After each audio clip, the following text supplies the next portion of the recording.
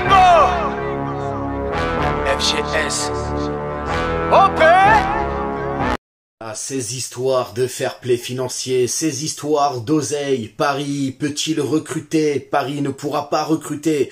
Bref, nous allons parler aujourd'hui, mes humains, d'oseille, de fair play financier, du mercato estival qui, disons-le, arrive très très bientôt.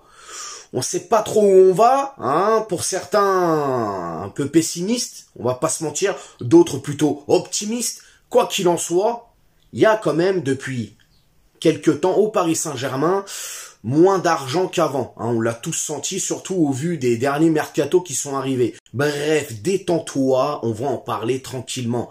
Avant toute chose, bienvenue sur la chaîne YouTube de moi-même, OP, hein, voilà. On s'abonne à la chaîne si ce n'est toujours pas fait. La petite clochette à côté, on clique dessus pour les notifications, le référencement et on est carré. Alors, déjà, faut savoir une chose. Sur les 3 dernières années là qui sont passées, les pertes au Paris Saint-Germain sont quand même colossales.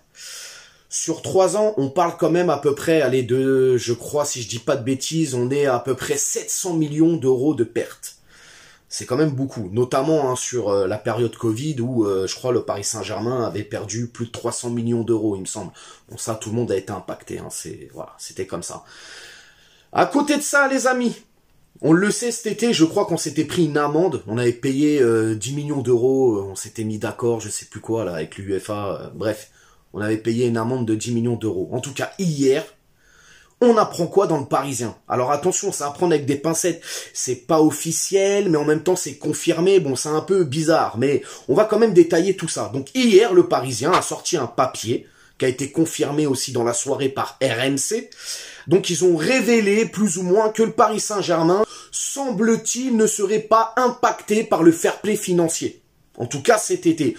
Maintenant, attention, quand tu lis l'article, quand tu te renseignes un petit peu à droite à gauche, il y a quand même, voilà, c'est quand même quadrillé le truc, hein, c'est pas, parce que j'en vois tout de suite, là, les gens, ils sont déjà là, ouais, 150 millions sur Bellingham, 200 millions sur Osimhen, non, c'est pas comme ça, les gars, il faut arrêter. On n'est pas sur FIFA, on n'est pas en League Master. Il y a un moment donné, il faut que les gens aussi comprennent que la réalité des choses, c'est pas, voilà, c'est pas Internet.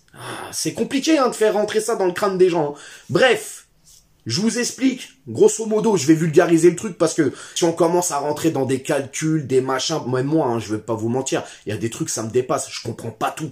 Donc je suis obligé de vulgariser pour que on puisse au moins tous comprendre, y compris moi-même. Donc, de ce que j'ai compris, la nouvelle loi du fair play financier, donc le nouveau fair play financier, il y a une loi qui a été votée par le COMEX UEFA en 2022.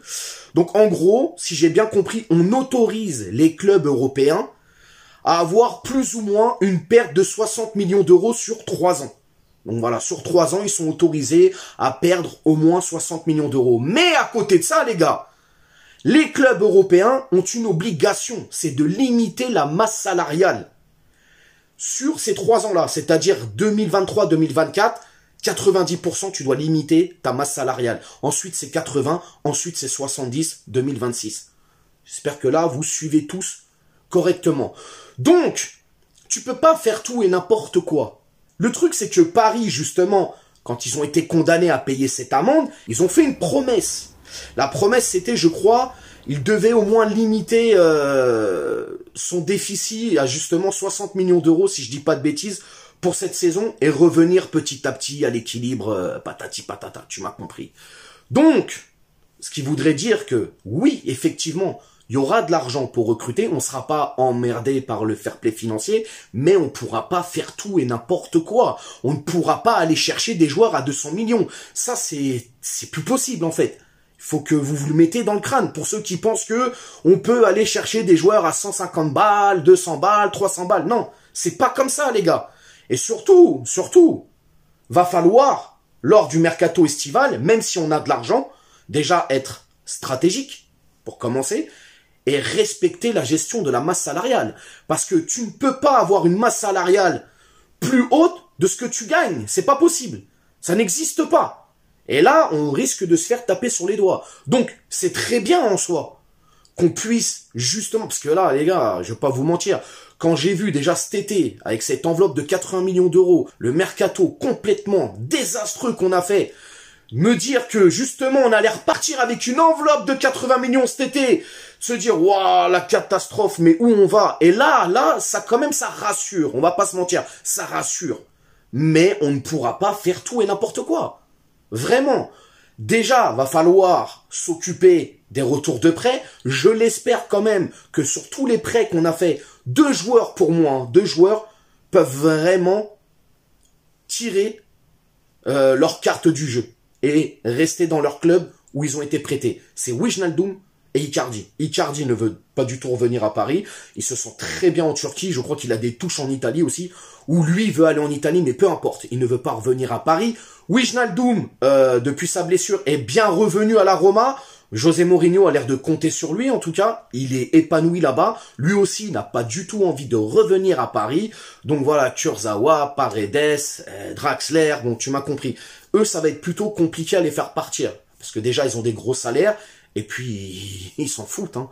Ils s'en foutent, les mecs. Ils sont là, ils prennent leur pognon, ils jouent pas. Bon, voilà, c'est comme ça. Va falloir déjà s'occuper de ces cas-là. Ensuite, Messi. Je pense que pour le bien, quand je dis le bien, attention, parce que là, tous les pro-Messi, machin, ils vont venir, ouais, qu'est-ce que tu racontes? Bah, écoutez bien ce que je dis. Je pense que Messi, sportivement, ne peut plus nous apporter grand-chose au Paris Saint-Germain. Donc, pour lui et pour nous, je pense qu'il faut qu'on se serre la main, qu'on se sépare, on ne le prolonge pas, et puis qu'on fasse autre chose avec cette équipe. Maintenant, il y a, paraît-il, le Paris Saint-Germain travaille encore en interne pour essayer de le prolonger, je ne comprends pas. Même Ramos, c'est pareil, Ramos, je pense que, même s'il est solide, hein, on le voit, il est bien revenu, tout ça et tout, voilà, je pense qu'il a un âge où c'est bon, je préfère mettre son salaire sur 2 ou 3 joueurs, tu vois, peut-être, c'est pas des Sergio Ramos, mais avec un bon niveau quand même, que de garder Sergio Ramos et de le payer. Forcément, s'il prolonge Ramos, tu sais très bien que son salaire, il va chuter. Mais je sais pas si c'est la bonne solution de garder Sergio Ramos, de repartir encore avec Messi. Neymar, si tu peux le vendre, tu le vends. Mbappé, on sait même pas si lui veut partir. Le club, déjà, on sait, ils vont le cadenasser, ils vont pas le laisser partir, tu sais très bien. Donc, il y a quand même beaucoup de zones d'ombre. Attendons. Mais voilà, quoi qu'il en soit, pour ce mercato d'été, il y aura un peu plus d'argent, il n'y aura pas les 80 millions d'euros, déjà on peut souffler, mais encore une fois, la masse salariale, va falloir qu'on fasse attention. En plus de ça, les amis, je crois début avril, Alexander Ceferin a été réélu président de l'UEFA. Et tu te doutes bien qu'il y a des gens, frérot, ils sont en train de sortir des histoires bizarres, des polémiques. Oui, comme par hasard, il a été réélu, Nasser, c'est grave son pote, ouais, le PSG, ils font ce qu'ils veulent, ils sont jamais attaqués, on leur dit rien, patati patata. Bon, bref, tu vas voir, hein, ça, c'est une polémique qui va soit enfler, parce qu'il y a des gens, ils sont très forts pour ça, ou soit, bon, on va pas en entendre parler. Mais moi, je vous en parle, parce que j'ai quand même vu 2-3 trucs, corruption, machin, bon, bref, toujours, il y a jamais sans... Les mecs, corruption, il y a jamais de preuves, frérot, c'est incroyable. Voilà, les gars, dites-moi ce que vous en pensez, justement, de...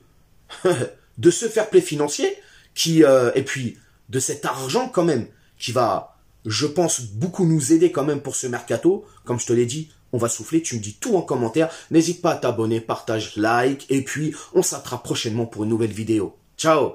On t'a fait Nougano, c'est que tu t'es pris une banane. Pas de gauche à la néné, nettoyeur de lucarne, nique sa mère, les foutiques, c'est Lutèce que j'incarne.